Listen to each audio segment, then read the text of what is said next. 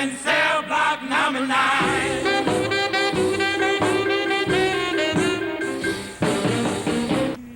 Hi, Art Fein here. Art Fein's Poker Party, coming here from Santa Monica with some pretty great guests. Tonight we're doing yet another one of our saxophone installments, thanks to my friend Jim Dawson. He got a hold of Gil Bernal, longtime LA resident and sax player on many, many famous rock and roll records, and we're going to talk to Gil today. Welcome to the show, Gil.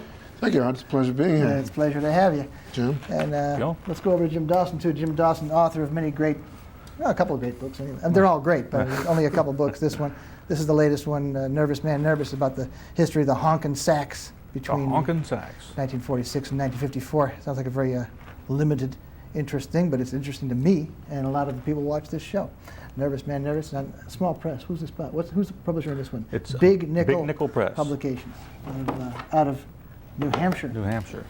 Where do you dig these people up, Jim? I mean, the publishers. I know where you dig up the musicians. But I mean, I got you on. Watch it. I got you on to Faber and Faber, which is a real big publishing. Oh, company. yeah. And then next thing you're out on Big Nickel. Well, how's that work? this company does a lot of music books. They got a book coming out on Wynonie Harris. They put books out on several of the big labels, the Peacock, Duke label, the Trumpet. Yeah. Oh, okay. A lot of the Billboard books. So it's a pretty respected publisher, and the books get sold all over the world. Cool. They're just not sold in like all the major bookstores. It's a cool thing, and I don't have your copy of your previous book here, which was the book called "What Was the First Rock and Roll Record," which you cleverly supplied 50 answers to that question. Certainly, yeah. That's pretty good. Now wait, I can't remember now. Was Gil on any of the 50 first rock and roll records? Yes. Which one was that? The Riot and Cell Block number 9. Now, okay, let's talk about Gil. We talked about you enough, and you helped me out on this. But Gil, you grew up here in Los Angeles, and you picked up the sax in high school, right? Right. Just as I was leaving high school, almost. I was a late starter. And what era was that? Well, I hate to say it, but it was 47, 48. Well, you're right in line with a lot of the people we've been talking to here who were there right when jazz was going through a lot of transitions and R&B was changing and everything was going on, and it was all, for a while, all mixed up together. Very confusing period, yet very exciting. So how did you, were you a jazz aficionado looking at rock and roll, or were you well, it wasn't a rock and roll, but R&B or whatever it was? I started in jazz, but the other was very fascinating too, so I dabbled in both, or tried, and I was fairly successful at it. Well, you grew up in the Watts part of Los Angeles. That's right. And was that a big influence, do you think, on the direction? Actually, for the sake of this show, I wish I could say it was a tremendous influence, but I moved out of the first neighborhood that was close to a lot of other people that people that went on to become very famous. Mingus, Cecil McNeely, Big J, the Woodman Brothers, quite a few others that went into jazz and so forth. But I wasn't aware of this. I moved out of there when I was 10 years old. But I did attend Jordan, and there were some fairly good musicians there, and I became exposed, I guess, more than other people. Did you ever stop down at the old Johnny Otis Club there, the Barrel House? Did you ever? Well, I was too young Just a kid, yeah. I was too young. I saw it, but I was not of age yet. Let's say. I only met Johnny 2 or 3 times. I think we crossed paths during my Lionel Hampton days, which took place started in 1950. I feel bad doing the summarizing of your life because you guys could do it much better, but let's say we know that you were on the Robbins Coasters, Riot, and Cell Block number 9 through your association with Lieber and Stoller here in Los Angeles in the mid-50s. You had your own records out on Spark, right? Spark. Also with Lieber and Stoller. And then you were with Lionel Hampton. Earlier. Before that. That was actually my beginning. And then also at the very end of the 50s, you were with Spike Jones, which is a wild career. So why don't you help me jump around? All right. Yeah. How did you start with Lionel Hampton? How did that come about? Well, it happened that an old English teacher by the name of Thelma Brown at Jordan High School in Watts had had been in show business, and she was a great favorite of mine, and I was a great favorite of hers. We were quite friendly. And I was just fascinated by the stories that she would tell. She had been in show business and worked with people like Lionel Hampton and Louis Jordan and Duke Ellington. And, Sisters you know, act, is that not with the bands, but as a part of the show that they would travel with. And that's right, sisters. Thelma, the Brown sisters. Yeah, the Brown sisters. And later on, after I was out of Jordan, I was playing. I was beginning to play local jobs and what have you. I contacted her and I told her that I thought I was good enough to audition with any of these people that she had worked with, if she could ever find it in her heart to listen to me. And she says, "Well, that's all right, honey. I believe you." And Hampton happened to be coming into town, so she says, "I'm going to talk to Lionel." Well, of course, I knew that Hampton was coming into town. As it happened, he came into town, he left, and he didn't come back for about 3 or 4 months. Then I heard from Miss Brown, and she says, "I want you to go down to the $1 Million Theater and introduce yourself. He knows who you are, et cetera, et cetera." So it's what I did, and oddly enough, he hired me as a singer. He brought me on stage during the stage, and I was singing. I was doing both, but he didn't know I played until after he had hired me. I mean, it just happened. I was too overwhelmed by the whole thing. I was 18. Yeah, I mean, I can imagine. I mean, that was or 19, I forget. top group. And this happened on a Tuesday, just Tuesday or Wednesday, just 2 or 3 days after my wife and I eloped to Yuma the previous Sunday. And this was my ticket to. Oh, yeah. A lot of changes So there. big time all of a sudden. Yeah. I was very new in the business. In fact, I didn't even belong to the Musicians Union at the time. Did he have much of an integrated group at that time? Not at Or all. what? Not at So all. you were one of the first white artists then with his orchestra. There had been. I can't think of his name. Very well known, Herbie. Help me, Lord. Yeah, I can't think. Oh, okay. Another guy. Very popular jazz musician, saxophone player. He had been in the band for about. He left the band about 2 years before I did, but he was very well known, especially in the East. And I believe we had a Japanese fellow by the name of Paul Igaki from San Francisco. That's close. When I first joined the band, he stayed on for about 6 months, then he left. Well, in Jim's book, he talks about the fact that in the Hampton show, you talk about the fact that you were doing honking sax, you were doing wild sax up and down through the audience kind of thing. It evolved into that. When I first... Which isn't what we think of, not having ever been to a Lionel Hampton show in the 40s. We don't think of that. We think of it not to be sedate, but not to be quite like what this sounds like. But this is an evolution he was going through, and you were taking part in it. Well, Hamp had been doing that, the marching around the room and guys, and he hired different people for their ability to either play the music or perform to the audience, or both. And it was quite. Sometimes it could be quite exciting. It got to that. But when I went in the band, my heroes were Wardell Gray and Teddy Edwards here in town, and some of the fellows that I had heard just a little bit on record. The old timers, like at that time, even at that time, the old timers like Lester Young and Coleman Hawkins. But when I got into the Hampton situation, I was exposed to another side of the More of a jazz, stagecraft. still kind of jazz oriented, but a more accessible music. aggressive too. The kind of things that Illinois has kept, as you mentioned, one of the first really, and Arnett Cobb. They had played in Hampton's band prior to me, but I was exposed to them because they were around whenever we were in town. I got to hear their records and so forth, And I it was think very, very exciting. I think Hampton he didn't start the idea of having two saxophone players kind of fighting each other in the band, or having a sort of like a war. But I know that really became part of his act pretty early. I think it was the early 40s. Oh yeah. Too. Oh yeah. I think So you really stepped into a into like an ongoing thing there with Hampton. Exactly. When he found out that I played, I started playing with the band as the extra saxophone player, the sixth man, playing fourth tenor, doubling fourth tenor. And when the fourth tenor man left, then I took his place, and I almost was forced to get out there and jam with the other players, but I couldn't wait. By this time, I was converted. You know? And, I mean, the excitement was just too strong, and it just carried me right along. And so was that more or less the first time you got into the sort of the honking type? Oh, absolutely, absolutely.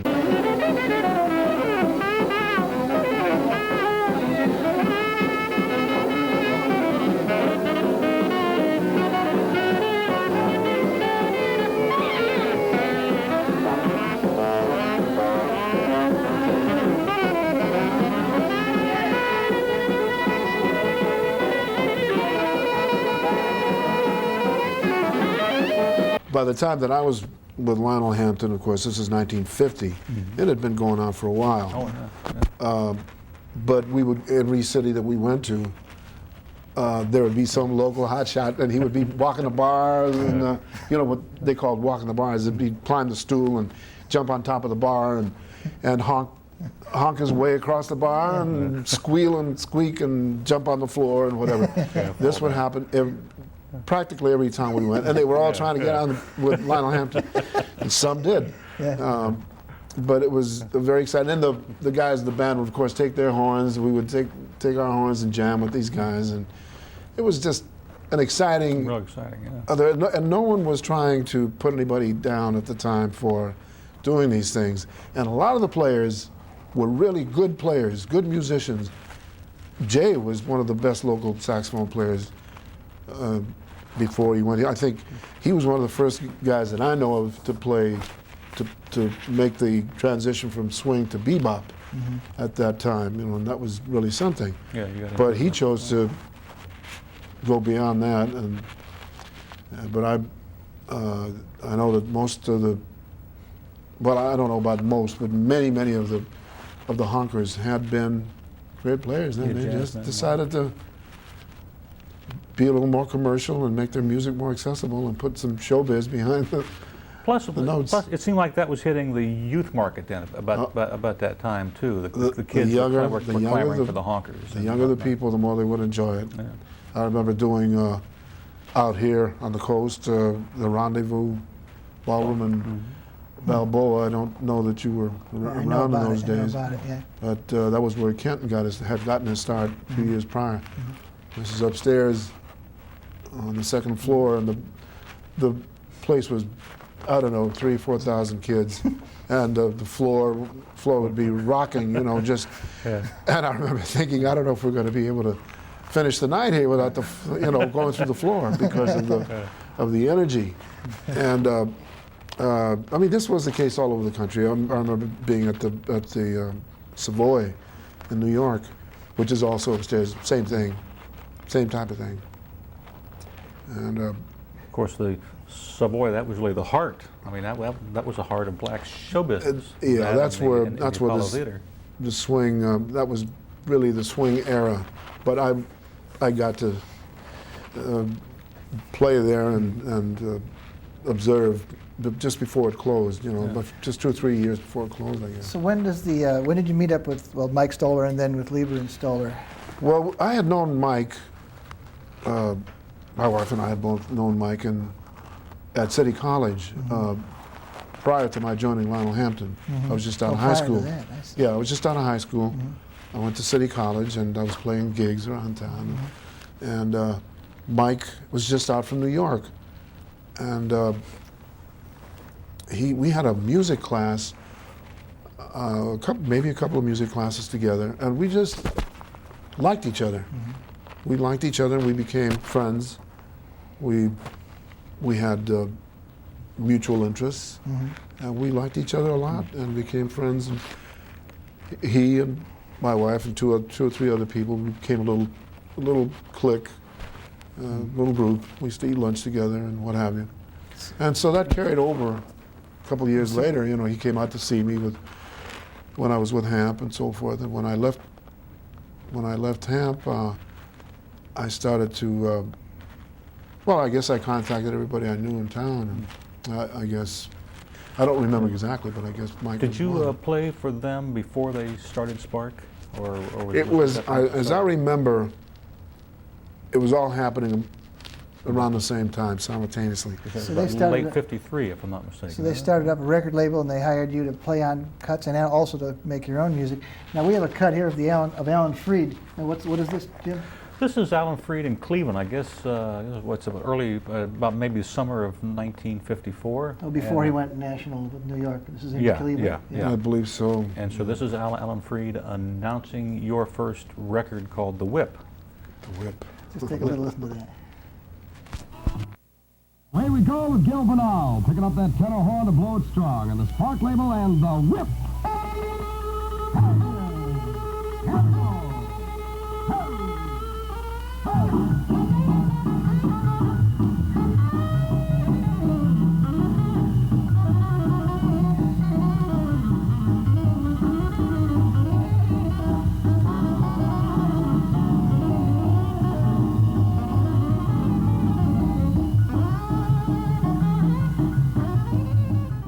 Jeez. Gil, I mean, you're sitting there all calm talking about your honking sax career. That was unbelievable. That's really Now you know why they wild. call this book Nervous, Nervous, Oh, Nervous, man, Nervous. that's just, whew. I'd like to play that thing all the way through. That's terrific. I'd like to be able to play it all the way through on the saxophone. I mean. Oh man, that's great stuff. And so Well, you were thank making you. great wild records like that, and then also became what, not the studio band necessarily, but a guy that worked behind the Lieber and Stoller acts quite a bit, right? Exactly. You know, they Or Robbins especially. they recorded various people, if I'm not mistaken, and then of course I was doing other calls. Studio gigs And, all the time. Well, I guess that's what they call them then. They didn't call them then that, but at that time they didn't call them that. I can't. There was Duane Eddy. Oh, there yeah, was. there's another thing. We have there was another tape. Could you cue that up? Well, there were other acts, you know, that I. Well, that was 1958.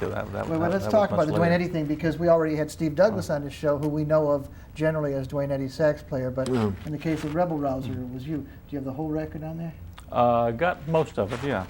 So when does the sax come in? Towards the beginning, I hope? No, I queued it You up queued up that exactly. one, too. I queued it Okay. up exactly. All right, so we're jumping around, but we're running out of time, too, so Yeah. we got to listen a little bit to Duane Eddy's Rebel Rouser with Gil Bernal, Yeah. blowing sax. If you got it, run it, and if you don't, just let us keep on talking, I guess. I also want to get around to that Spike Jones stuff.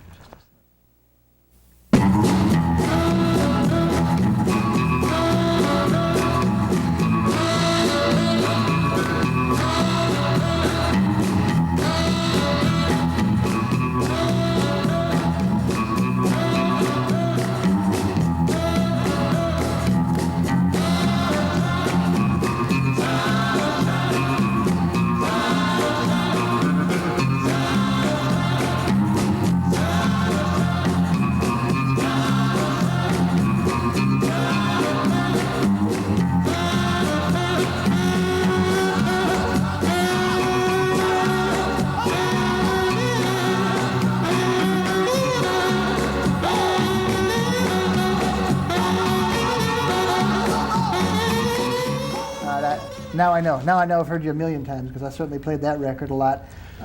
We know Duane Eddy as being an Arizona act, recording there. Was that done in Arizona? No, it was done here. Yeah. That was one of the reasons I didn't. One of the reasons I didn't play more with him, because he was going back and forth a lot, and I guess he did some stuff there. Was that more or less recorded live, or did you go back and sort of overdub No, it? it was live as far as I can remember. Those were 3-hour sessions in those days. Yeah. He went in and did 4 sides in 3 hours, and that was it. No overdubbing. So you're right on the scene with this rock and roll stuff, doing plenty of great music, and then you landed with Spike Jones. Well, Not that that's not great music. Well, actually,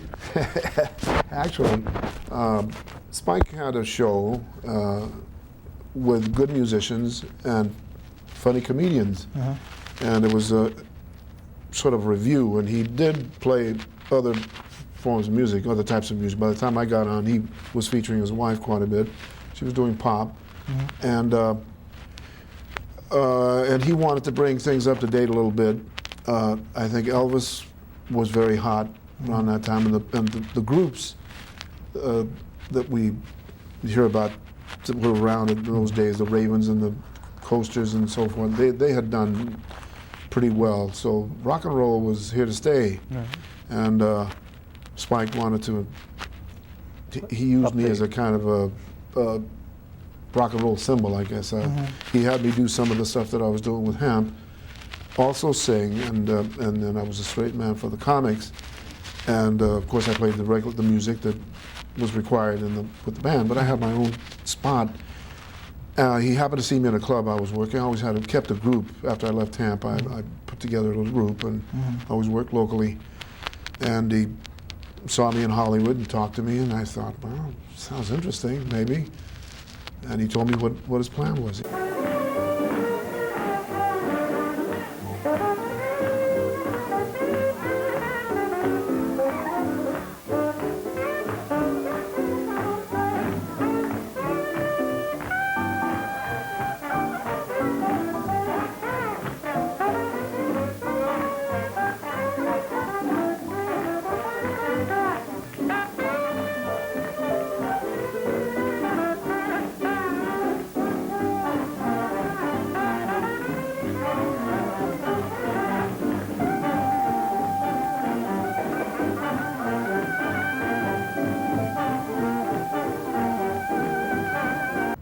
And the comics, of course, were clowning on either side of me, and that evolved into other things. And then later on in the show, I might add that I was doing it as straight as I could, but not really. It's all tongue-in-cheek. But the comics were out-and-out clowning and doing things to each other and doing things to me and so forth and so on. And that was the joke there. And later on, he featured me on my own spot, which would be, he would take a tune that was popular at the time, like Fever or whatever it may be. And he would start, I would sing that, and then we would hit a tempo like that other thing that you heard there. I'd pick up the horn, and I'd start on the stage, and I'd start walking around the room and doing my thing.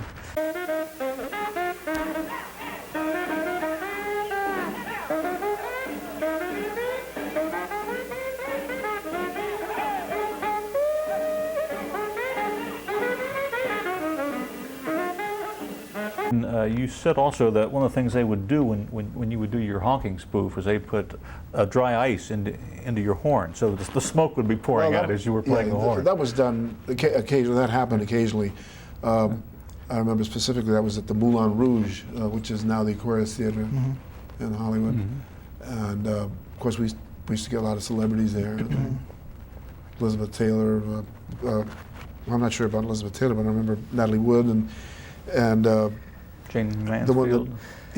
Jane Mansfield, and of course I'd take advantage and go out there and play to them and sit on their laps and honk at their boyfriends and walk, pester people.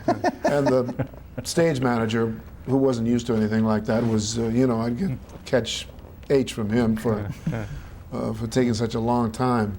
But Spike loved it. Spike I'm sure loved it. He was I might add that these two people that I worked for that inspired me so much in their own way early in my life, early in my so-called career, were just beautiful people as far as I was concerned. I don't know what anybody else had to say about these them. These two people being Lionel Hampton and Spike Jones. Totally different types, of course, but genuine and a great help to me in my life. Okay, we're running out of time. Did you have just a couple. No, we want to also point out that you were the first saxophone player for the Coasters. When, of course, you started. You did all the Robbins stuff with Lieber and Stoller. You were on Framed and Smokey Joe's Cafe, Riot in Cell Block Number 9. But you were also on Young Blood and Down in Mexico. You were on their first 2 sessions, I guess, 2 or 3 sessions here in Los Angeles. Yeah, I did the horn work out here on the coast, and when they moved to New York, King Curtis did the.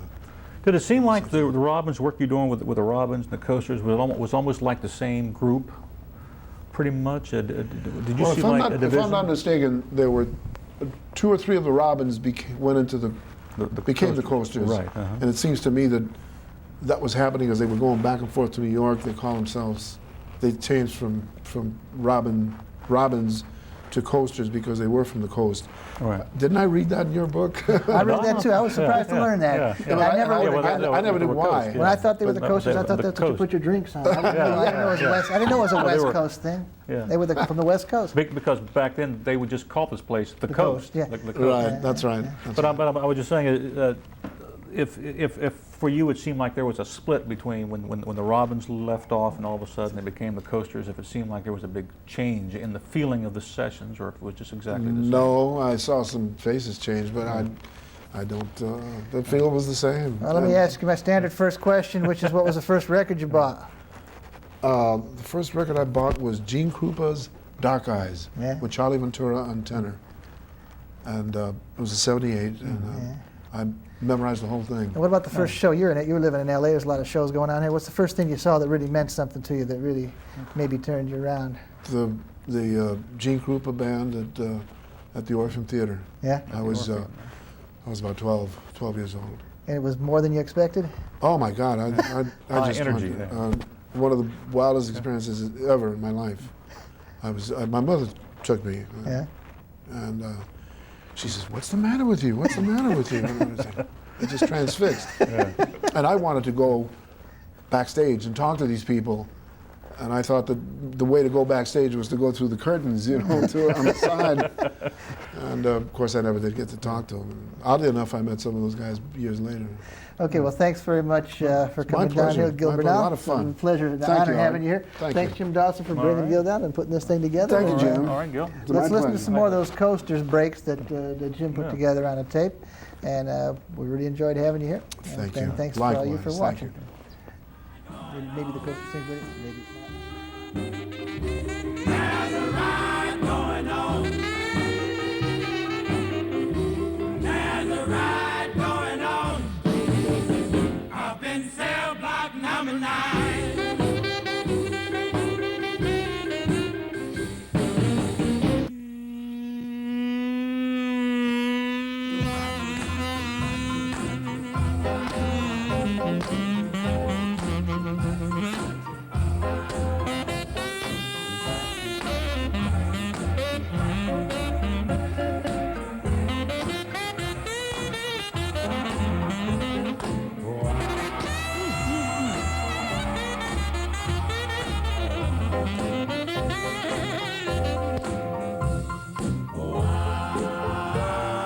Smokey Joe's Cafe.